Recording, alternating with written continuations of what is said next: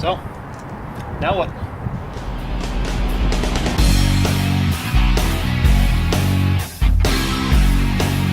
What's going on, guys? What's going on, guys? What's going on, guys? What's going on, Basement Brother? Guys, I'm up here in Forest Lake visiting the video game store in the far north.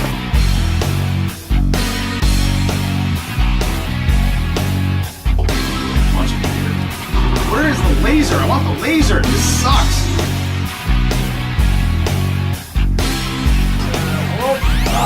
Can't stop on stuff. You gotta punch it. Yeah.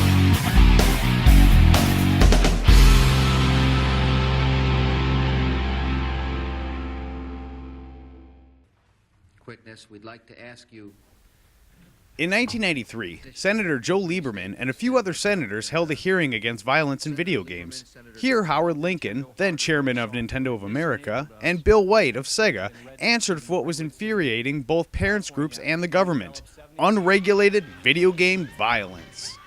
So why am I showing you 25-year-old C-SPAN clips? Well, because I want to show you the game that led everyone to that hearing that day back in 1993. Here's Night Trap.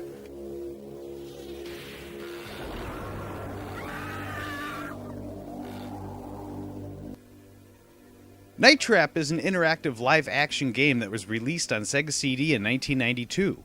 You play as an internal operative for the Sega Control Attack Team, or SCAT.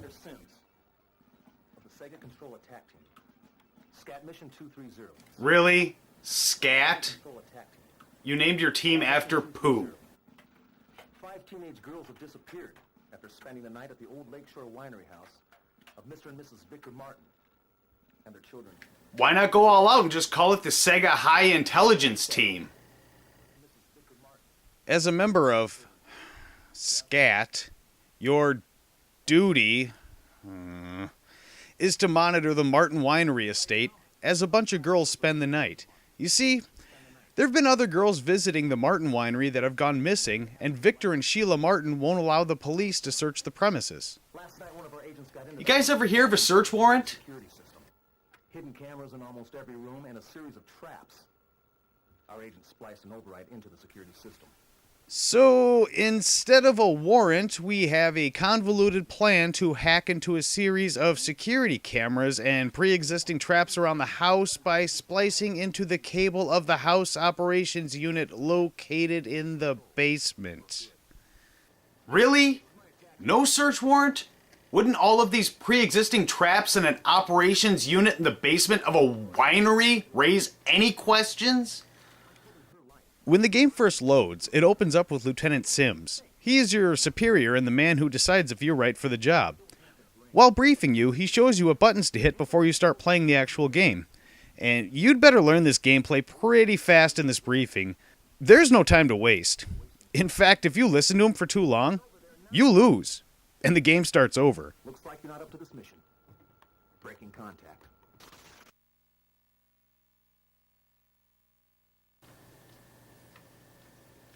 Why am I being penalized for learning how to play the game?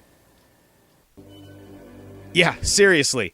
As soon as Lieutenant Sims shows up, you need to hit start. This is all happening at real time. If you take the time to listen to what he has to say, 2 to 4 augurs have already entered the house. What are augurs?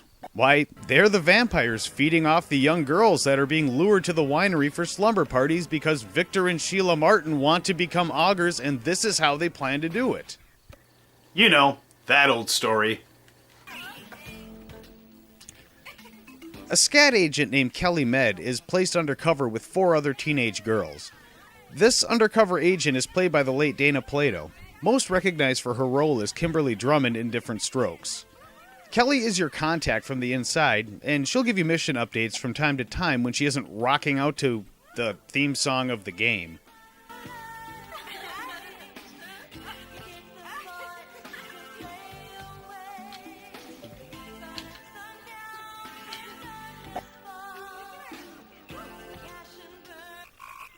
So, here's the game screen.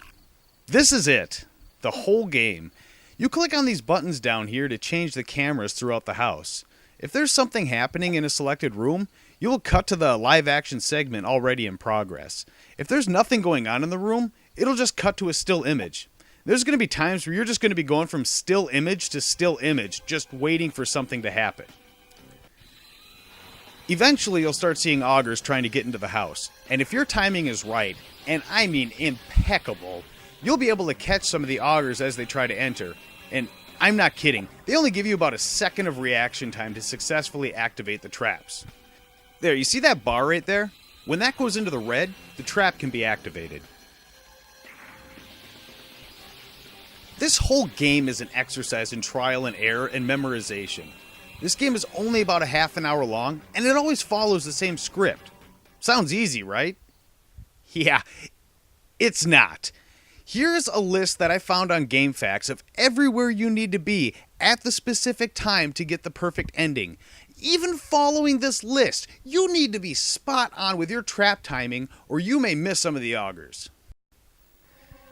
And another really irritating thing, when they enter the next room, don't you think that you should be able to follow them? Look here, I'm going to hit start. It pauses the game and gives you a layout of the house. There's an augur that just walked into this room from the hallway, but when I go to the camera, he's nowhere to be found. Yeah, there's some augurs. What the hell? Access denied? Yeah, you see that color code there? The one that's set to blue? The people in the house have the power to change the code as they please, so you need to follow the plot points when they say they are changing it to a different color. If you miss the color change, you're going to lose access to activating all the traps. But if you focus on the plot too much, you're going to miss your only opportunity to catch the augurs. And if you focus on catching the augurs too much, you're going to miss people changing the access code, so you won't be able to catch the augurs.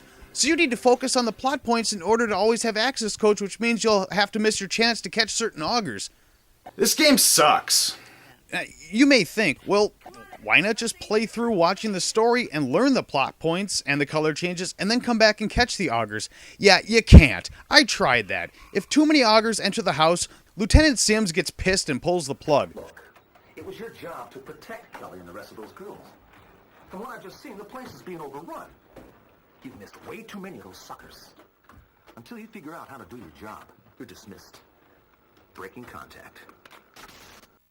Oh, and that reminds me, when you lose, you have to watch the credits and listen to that stupid Night Trap theme every time you die.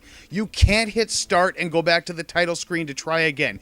You actually have to watch the credits to the end or just get up and hit reset on the Sega. Why would they do that? Why would they do that in the type of game where you're going to have to retry again and again, not have the option to skip the credits? Good God! This game is really frustrating to play. While it's innovative for its time, the game as a whole does not play well. They give you very little time to react when something is happening, and even if you have this game completely memorized, it's still easy to miss traps. There's other games of this nature that have come out since its release back in 1992. Five Nights at Freddy's, for example, is probably one of the most known and most recent ones that I can give for an example.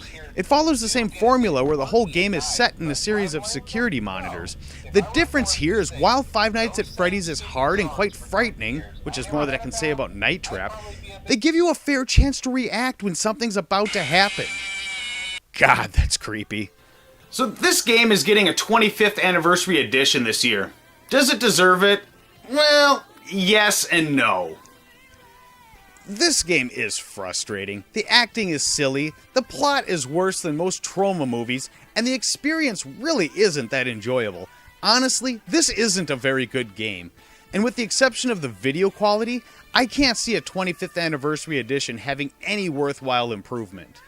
However, I think what makes this game memorable in gaming history is the impact that it had on everyone. To us kids at the time, it was taboo, so of course we wanted to play it. And for the adults of the time, it was an eye-opener of what the future of gaming would look like. And when you think about it, without this game and games like Mortal Kombat and Lethal Enforcers, many of the insane can't-do in real-life games that we enjoy today could not exist. Games like the Grand Theft Auto series are a product of the rating system introduced in the mid-90s. The agreement between Congress and the video game industry was that if video games were to continue down this path, being violent and suggestive and whatnot, they would have to be regulated with a rating system similar to the Motion Picture Association of America.